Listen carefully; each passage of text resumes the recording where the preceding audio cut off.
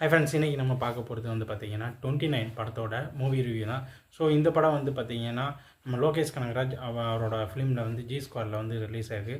அதே மாதிரி இந்த படம் வந்து இது வரைக்கும் நம்ம பார்த்தவங்கள வித்தியாசமான படம் அப்படின்னு நம்ம எதிர்பார்த்தோம்னா அது கொஞ்சம் கதைகள் மட்டும்தான் வித்தியாசமாக இருக்குது. அதாவது படத்தோட கதை வந்து பார்த்திங்கன்னா 29 வயசு உள்ள நம்ம ஹீரோ வந்து 29 வயசுக்கு அப்புறம் வந்து இது வரைக்கும் அவர் என்னென்னலாம் பண்ணார், அவர் எப்படிலாம் பாடுபட்டு இருக்காங்க அப்படின்றது மட்டும்தான் இதில் இருக்குது. ஸோ அதே மாதிரி இவர் 29 வயசு இருக்கும்போது இவருக்கு ஹீரோ இன்ட்ரொடக்ஷன் வந்து 21 ஸ்டார்ட் ஆகுது. ஸோ ரெண்டு பேத்துக்கும் இடையில என்ன மாதிரியான கெமிஸ்ட்ரி அப்புறம் என்ன மாதிரியான லைஃப் அந்த இது போகுதுன்னு தான் ஸ்டோரியோட பேக்ரவுண்ட். அதே மாதிரி ஹீரோயினும் இதில் ஐபிஎஸ் படிக்கணும் அப்படின்னு சொல்லிட்டு அவங்க மூவ்மெண்ட் பண்ணுறாங்க.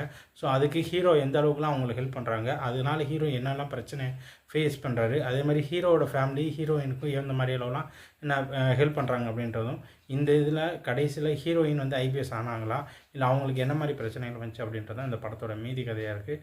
கதைப்படி நல்லா நல்ல லாங்காக போகிற மாதிரி கொண்டு போனாலும் கொஞ்ச நேரத்துக்கு அப்புறம் வந்து பார்த்திங்கன்னா கதை கொஞ்சம் கொஞ்சமாக கேப் அடிக்க ஆரம்பிக்குது.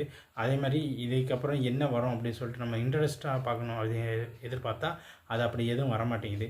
ஏற்கனவே பார்த்த கதை ஏற்கனவே நம்ம பார்த்த சீன்ஸு அப்படியே மாதிரி தான் வந்துக்கிட்டு இருக்குது. ஃபஸ்ட் ஹாஃப் தான் சரி ஒரு மாதிரியாக அப்படியே மொக்கையாக போகிற மாதிரி தெரிஞ்சுன்னா செகண்ட் ஹாஃப் நல்லாயிருக்கும் அப்படின்னு பார்த்தோம்னா செகண்ட் ஹாஃப் அதை விட பெரிய மொக்கையாக இருக்குது.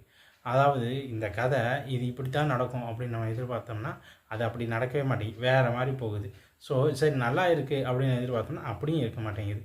கடைசியில் இது லோகேஷ் கனகராஜோட இதில் தான் வந்திருக்கு. அவரோட ஜி ஸ்குவாடோட ப்ரொடக்ஷன் அப்படின்னு பார்த்தோம்னா இவர் இப்படிலாம் ஒரு படத்துக்கு வந்து ப்ரொடக்ஷன் பண்ணுவார்னு எதிர்பார்க்கவே முடிய மாட்டேங்குது. அந்தளவுக்கு மோசமாக இருக்குது. கதைப்படி ஒரு சில இடத்துல நல்ல லேகாக இல்லாமல் ஸ்பீடாக போகுதுன்னு பார்த்தா செகண்ட் ஹாஃப்லாம் பார்த்தீங்கன்னா ஏன் தான் இப்படி கொண்டு போகிறாங்க, கதை ஏன் இப்படி எடுத்தாங்கன்றதே தெரியாத அளவுக்கு போய்கிட்டு இருக்கு. பாட்டும் அந்த அளவுக்கு பெருசாக ஒரு ஒன்றும் ஒத்தாவில்லை. அவங்களுக்கு வந்து ஒவ்வொரு இடத்துலையும் வந்து போய்கிட்டு இருக்கு. பேக்ரவுண்ட் மியூசிக்கும் பெருசாக செட் ஆகலை. ஏதோ பார்க்கலாம் அந்தளவுக்கு தான் அந்த படத்தோட கதை அமைஞ்சிருக்கு. படம் ஓகே, பட் ஆவரேஜாக இருந்தாலும் பார்க்கலாம், அவ்வளோதாங்க.